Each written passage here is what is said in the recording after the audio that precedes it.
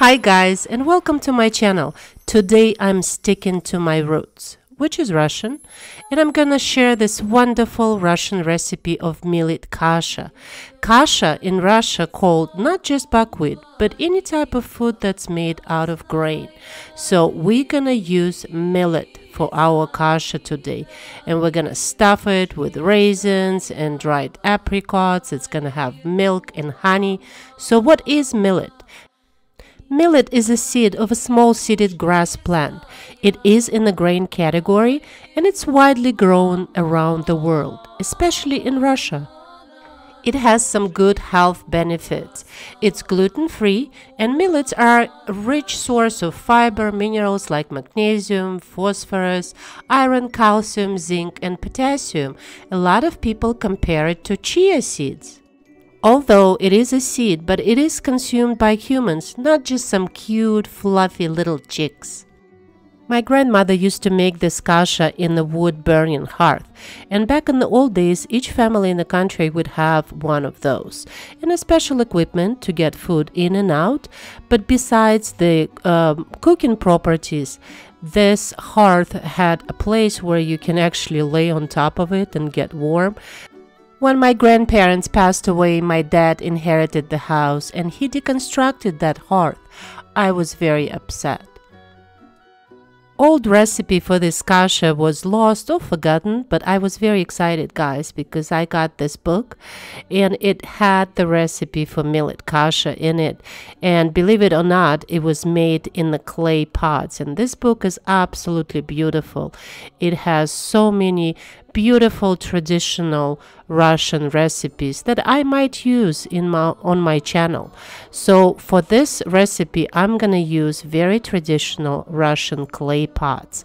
And look at these guys.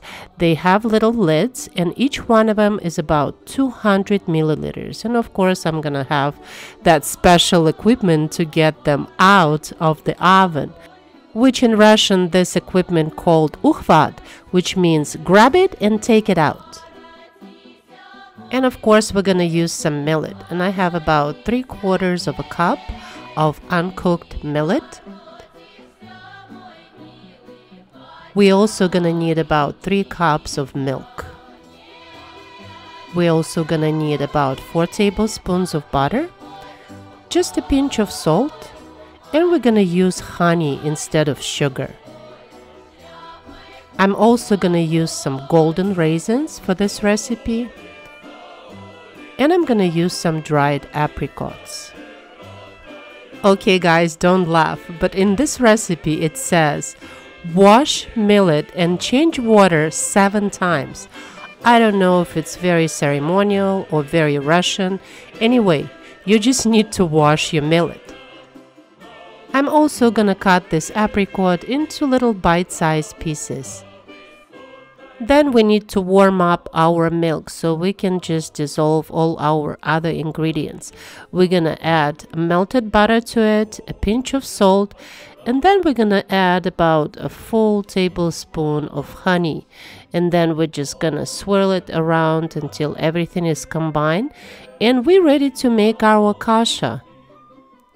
We need to put our clay pots on a baking tray so we can transport them easily in and out of the oven.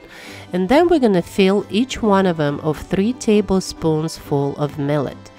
And I have to tell you guys, my grandmother also made this dish for Lent. And for Lent recipe, she would not use milk. She would use an apple cider that she would dilute with water, and instead of butter she would use sunflower oil. So here you go guys, you can make this dish completely vegetarian. So we're gonna put our raisins and dry apricot in it, and we're gonna fill those pots with this milk mixture that we made, and they're ready to go in the oven at 375 degrees Fahrenheit for about 50 to 60 minutes. And after that, voila, it's ready.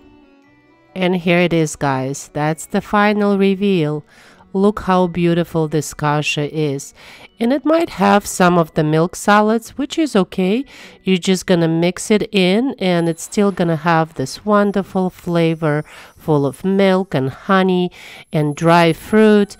And if you want to be like really Russian, then you can eat this kasha with this Russian spoon and enjoy it. I hope you guys like this recipe. Thank you so much for watching. Please like and subscribe, and I will see you soon. Bye.